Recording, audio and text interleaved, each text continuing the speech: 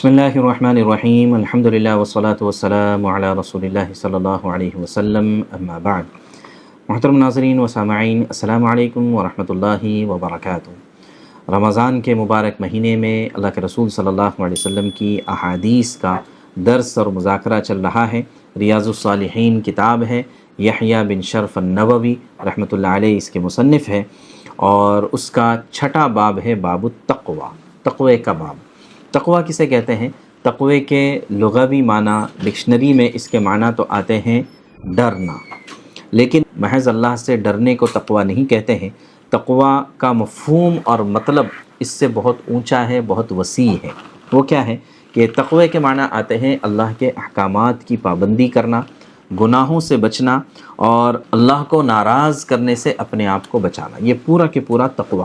عام طور سے اس کے مقابلے میں ایک لفظ استعمال ہوتا ہے فتویٰ۔ فتویٰ اور تقوی دونوں میں فرق کیا ہے؟ فتویٰ کہتے ہیں باؤنڈریز کو، حلال اور حرام کو، کہ یہ حلال ہے، یہ حرام ہے، اس سے آگے نہیں جا سکتے، اس کے پیچھے نہیں جا سکتے، یہ ہوتا ہے فتویٰ، اس سے آگے پیچھے آپ نہیں ہو سکتے ہیں۔ تقوی کہتے ہیں اس کے درمیان کو، احتیاط کو ہم تقوی کہہ سکتے ہیں۔ حضرت عمر رضی اللہ تعالیٰ عنہ نے، ماہر قرآن ہیں حضرت ابی بن کعب رضی اللہ عنہ، ان سے پوچھا تقوی کیا ہے؟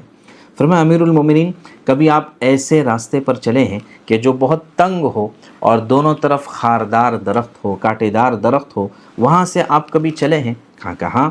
تو اس وقت آپ وہاں کیسے چلتے ہیں؟ کہا کہ دامن بچا کر، کہ کوئی کانٹا الجھنے نہ پائے اور دامن کسی چیز میں پھنسنے نہ پائے۔ فرمایا بس اسی کا نام تقوی ہے، یعنی کانشیس ہو کر احتیاط کے ساتھ زندگی گزارنا اور دین پر عمل کرنا، اس کا نام تقوی ہے۔ چنانچہ حضرت علی رضی اللہ تعالیٰ عنہ نے بھی تقوی کی تعریف کی ہے، تقوی کو سمجھایا ہے کہ تقوی کسے کہتے ہیں۔ فرمایا کہ تقوی یہ ہے کہ اللہ سے ڈرا جائے، اس کی نازل کردہ ہدایات پر عمل کیا جائے، تھوڑے پر قناعت کیا جائے، اور آخرت کی تیاری کی جائے، اس کا نام تقوی ہے۔ تو بہرحال الگ الگ طریقے سے، الگ الگ انداز میں، الگ الگ مثالوں سے تقوی کو بتایا گیا ہے، سمجھایا گیا ہے۔ قرآن اور حدیث میں بھی اس کا بڑی تفصیل کے ساتھ ذکر ہے۔ چنانچہ چند آیات کو امام نووی رحمۃ اللہ علیہ نے اپنی اس کتاب میں ذکر کیا ہے۔ اللہ تبارک و تعالی قرآن کریم میں سورہ آل عمران میں فرماتے ہیں، یا ایھا الذین آمنوا اتقوا اللہ حق تقاتہ، اے ایمان والو اللہ سے تقوی اختیار کرو جیسے کہ اس سے ڈرنے کا، اس سے تقوی اختیار کرنے کا حق ہے۔ اب اللہ سے تقوی اور اللہ سے ڈرنے کا حق کیا ہے؟ ظاہر ہے کہ یہ لامحدود حق ہے۔ تو ایک بندہ، ایک کمزور، ایک عاجز انسان اللہ کے تقوی کا حق کیسے ادا کر سکتا ہے؟ تو اس کی دوسری آیت کریمہ میں اس کی تشریح ہے۔ سورہ تغابن میں اللہ تبارک و تعالیٰ فرماتے ہیں، فاتقوا اللہ ما استطعتم، بھئی تم سے جتنا ہو سکتا ہے اتنا تقوی اختیار کرو، کہ تم اپنی طاقت کے برابر جو تقوی اختیار کرو گے وہی اللہ کے تقوی کا حق ہے۔ اس لیے کہ اللہ تبارک تعالیٰ کا ضابطہ ہے، لا یکلف اللہ نفسا الا وسعہا، کہ اللہ تبارک تعالیٰ کسی پر اس کی طاقت سے زیادہ بوجھ نہیں ڈالتے ہیں۔ تو لہٰذا تقوی بھی یہ ہے کہ جتنا کانشیس ہو کر، جتنا احتیاط کے ساتھ آپ زندگی گزار سکتے ہیں، یعنی گناہوں سے بچنے میں اور نیکیوں کے کرنے میں جتنا احتیاط ہو سکتا ہے، اس کا نام تقوی ہے۔ اسی طرح سورہ احزاب میں اللہ تبارک تعالیٰ فرماتے ہیں، یا ایھا الذین آمنوا اتقوا اللہ وقولوا قولا سدیدا، اے ایمان والو تقوی اختیار کرو، کانشیس زندگی گزارو، اور درست بات اپنی زبان سے نکالو، کہ زبان سے کبھی بھی غلط بات نہ نکلنے پائے، اس کا ہم کو دھیان رکھنا ہے۔ مصنف فرماتے ہیں، والآیات فی الامر بالتقوی کثیرۃ معلومۃ، بے شمار آیات ہیں اس سلسلے میں۔ چنانچہ ایک اور جگہ پر سورہ طلاق میں اللہ تبارک و تعالیٰ فرماتے ہیں کہ ومن یتق اللہ یجعل لہ مخرجا، یہاں پر سورہ طلاق میں اللہ تبارک و تعالیٰ نے تقوی کے فوائد بتائے ہیں، اور تقریباً 5 فائدے ذکر کیے ہیں۔ سب سے پہلے فرمایا ومن یتق اللہ یجعل لہ مخرجا، جو تقوی اختیار کرتا ہے اللہ تبارک و تعالیٰ اس کے لیے نکلنے کا راستہ بناتے ہیں۔ جو بھی تنگی، جو بھی مسائل، جو بھی مصیبتیں آتی ہے، اس میں سے اللہ تبارک تعالیٰ نکلنے کا راستہ بناتے ہیں تقوی کی برکت سے، پہلا فائدہ۔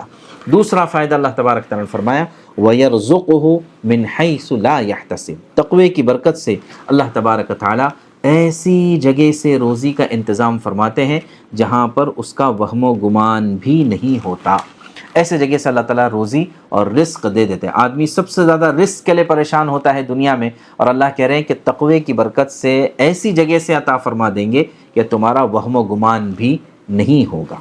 تیسرا فائدہ بتایا کہ وَمَن يَتَوَكَّلْ عَلَى اللَّهِ فَهُوَ حَسْبُهُ، کہ جو اللہ کی ذات پر توکل یعنی یقین اور تقوی اختیار کر لے تو اللہ تبارک تعالیٰ اس کے لیے کافی ہے، اور اللہ جس کے لیے کافی ہو جائے اس کو دنیا کی کون سی چیز اس کے لیے ناکافی ہونے کا ذریعہ بن سکتی ہے، یعنی اللہ تعالیٰ اس کی تمام ضرورتوں کے لیے کافی ہو جائیں گے۔ پھر اس کے بعد چوتھا فائدہ اللہ تبارک تعالیٰ نے بتایا ہے کہ وَمَن يَتَّقِ اللَّهَ يَجْعَل لَّهُ مِنْ أَمْرِهِ يُسْرًا، جو تقوی اختیار کرتا ہے اللہ تعالیٰ اس کے لیے کاموں کو آسان کر دیتے ہیں، اللہ تعالیٰ سلوٹوں میں کاموں کو نمٹا دیتے ہیں تقوی کی برکت سے۔ اسی طرح اللہ تبارک تعالیٰ 5ویں نمبر پر فرما رہے ہیں کہ وَمَن يَتَّقِ اللَّهَ يُكَفِّرْ عَنْهُ سَيِّئَاتِهِ وَيُعْظِمْ لَهُ أَجْرًا، کہ تقوی کی برکت سے اللہ تبارک تعالیٰ چھوٹے موٹے گناہوں کو ویسے ہی معاف کر دیتے ہیں اور اس کے نیکیوں کے اجر کو بڑھا دیتے ہیں۔ جیسے رمضان میں نیکیوں کا اجر بڑھ جاتا ہے، ایسے ہی جو کام تقوی کے ساتھ کیا جائے تو اس اجر کو بھی اللہ تبارک تعالیٰ بڑھا دیتے ہیں۔ تو اللہ تعالیٰ نے یہاں پر 5 فائدے اس تقوی کے بیان فرمائے ہیں۔ اسی طرح سورہ انفال میں اللہ تبارک تعالیٰ فرماتے ہیں ان تتقوا اللہ یجعل لکم فرقانا، کہ اگر تم تقوی اختیار کرو اللہ تعالیٰ تمہارے لیے فرقان پیدا کر دیں گے۔ فرقان کیا ہے؟ فرقان یہ کہ وہ صلاحیت اللہ تعالیٰ عطا فرما دیں گے کہ آدمی صحیح اور غلط میں فرق کر سکے، حق اور باطل میں تمیز کر سکے۔ اس وقت قیامت سے پہلے کا زمانہ ہے تو بے شمار فتنے ہیں، تو بے شمار فتنے جو ہے فتنے بلیک اینڈ وائٹ میں نظر نہیں آتے، یہ گرے ایریا ہوتا ہے۔ یہ گرے ایریا آدمی کیسے پہچانے گا؟ تو یہ پہچانے گا اپنے تقوی کی فراست سے۔ تو یہ ان تتقوا اللہ یجعل لکم فرقانا، کہ اللہ تبارک تعالیٰ تقوی کی برکت سے تمہارے اندر فرقان یعنی حق اور باطل میں تمیز کرنے کی صلاحیت پیدا کر دیں گے۔ وَيُكَفِّرْ عَنْكُمْ سَيِّئَاتِكُمْ، گناہوں کو معاف کر دیں گے۔ وَيَغْفِرْ لَكُمْ، اور مغفرت کر دیں گے۔ وَاللَّهُ ذُو الْفَضْلِ الْعَظِيمِ، اللہ تبارک تعالیٰ بڑے فضل والے ہیں۔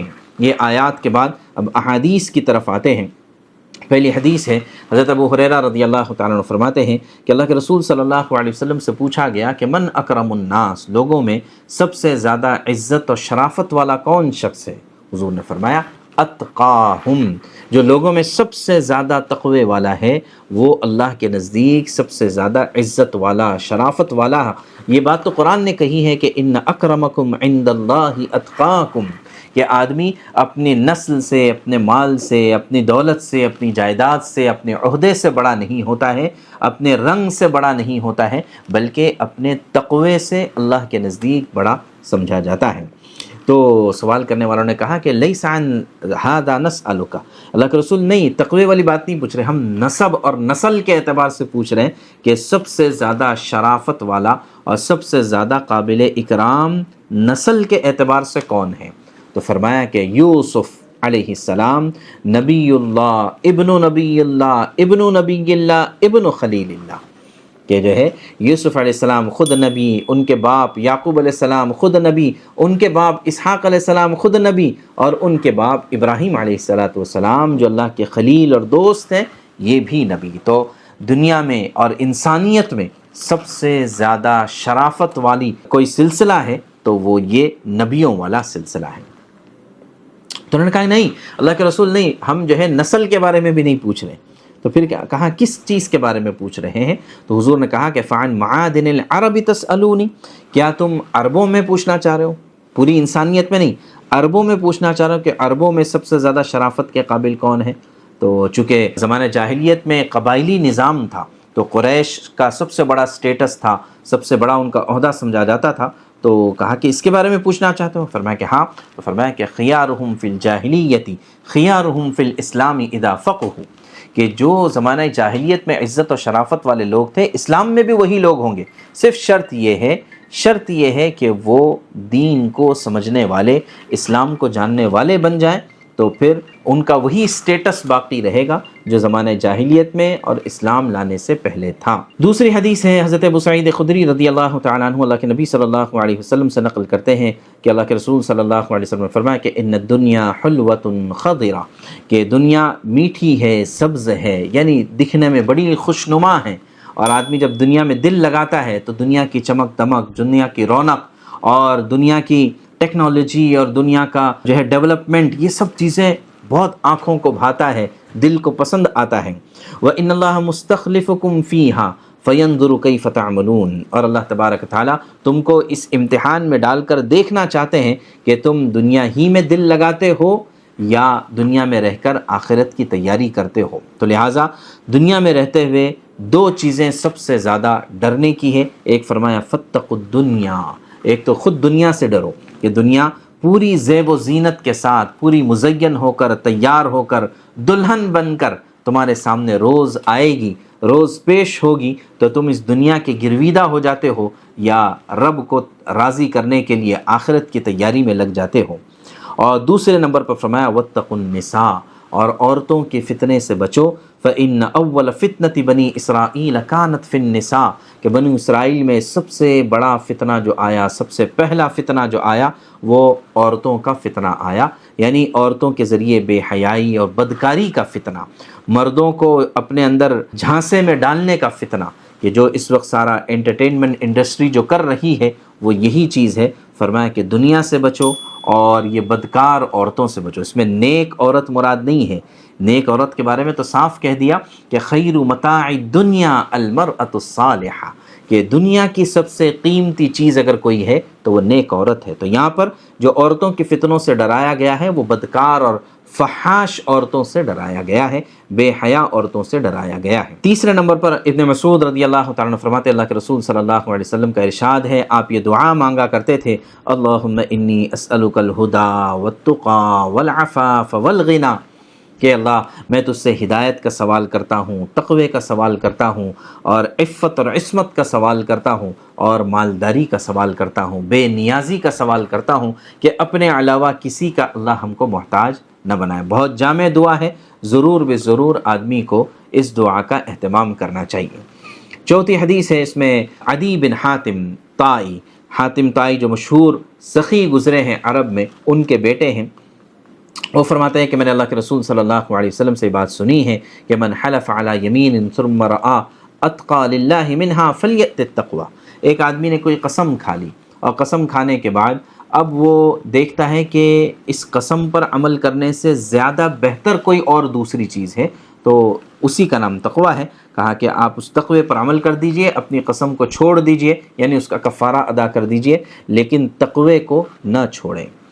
پانچویں نمبر کی حدیث ہے حضرت ابو امامہ باہلی رضی اللہ تعالیٰ عنہ، جن کا نام ہے سدی بن عجلان، یہ کہتے ہیں کہ میں نے اللہ کے رسول صلی اللہ علیہ وسلم کو حجۃ الوداع کے خطبے میں یہ ارشاد فرماتے ہوئے سنا، اتقوا اللہ، لوگو اللہ سے ڈرو، اللہ سے ڈرو، اللہ سے ڈر کر زندگی گزارو۔ اور کیا فرمایا کہ صلو خمسکم، 5 وقت کی نماز کا اہتمام کرو، صوموا شہرکم، رمضان کے روزوں کا اہتمام کرو، ادو زکوٰۃ اموالکم، اپنے مال کی زکوٰۃ ادا کرو، واطیعوا امراءکم، تمہارے جو بھی ذمہ دار ہیں ان کی اطاعت کرو، چاہے ان کی بات مزاج کے خلاف ہو، چاہے ان کی بات خواہشات کے خلاف ہو، چاہے ان کی بات بوجھ محسوس ہوتی ہو، جو بھی آپ جہاں پر بھی ہیں، آپ گھر میں ہیں، گھر میں آپ کے جو بڑے ہیں وہ آپ کے امیر ہیں، آپ کہیں پر جاب کرتے ہیں، کام کرتے ہیں، تو اس میں جو آپ کا باس ہے وہ آپ کا امیر ہے، آپ کا ذمہ دار ہے، کہیں آپ بزنس کرتے ہیں، آپ کا بزنس کا ایسوسیشن ہے،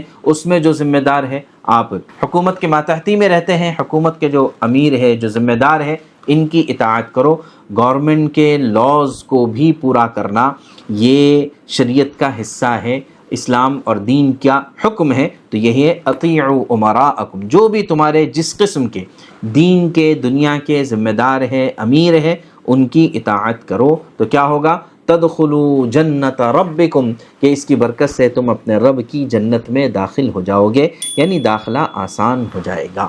تو لہٰذا یہ تقوی سے متعلق احادیث تھی، اللہ تبارک و تعالیٰ صحیح معنوں میں اور خاص طور سے اس رمضان کے مہینے کی برکت سے، اس لیے کہ یہ روزے تو رکھوائے ہی اس لیے گئے ہیں کہ لعلکم تتقون، کہ تاکہ تمہارے اندر تقوی پیدا ہو جائے۔ اللہ تبارک و تعالیٰ اس مہینے کی برکت سے ہماری زندگیوں میں تقوی پیدا کرے، کانشیسنس پیدا کرے، اللہ کا ڈر اور خوف پیدا کرے، اور اس کی برکت سے تقوی کی ایک علامت علماء نے لکھی ہے کہ میرے اندر تقوی ہے یا نہیں ہے، یہ کیسے پہچانا جائے گا؟ تو اس کی علامت یہ ہے کہ میری جلوت اور خلوت دونوں برابر ہو جائیں۔ جلوت کہتے ہیں سب کے سامنے ہونا، خلوت کہتے ہیں تنہائی میں، پرائیویسی میں ہونا۔ تو آدمی عام طور سے سب کے سامنے تو نیکی کرتا ہے، گناہوں سے بچتا ہے، سب کے سامنے کھلم کھلا گناہ نہیں کرتا، لیکن تنہائی بھی کیا میری ویسی ہے؟ کیا تنہائیوں میں بھی میں نیکیوں کا اہتمام اور گناہوں سے بچنے کی کوشش کرتا ہوں، یا تنہائی کچھ اور ہے، خلوت کچھ اور ہے، جلوت کچھ اور ہے؟ اگر دونوں برابر ہیں اس کا مطلب میری زندگی میں تقوی ہے، اور اگر خدا نخواستہ برابر نہیں ہے تو سترک ہونے کی ضرورت ہے، الرٹ ہونے کی ضرورت ہے، متوجہ ہونے کی ضرورت ہے کہ میرے اندر تقوی کی کمی ہے۔ اللہ تبارک و تعالی ہم سب کے اندر تقوی پیدا فرمائے اور اس کے مطابق دین پر چلنا ہمارے لیے آسان فرمائے۔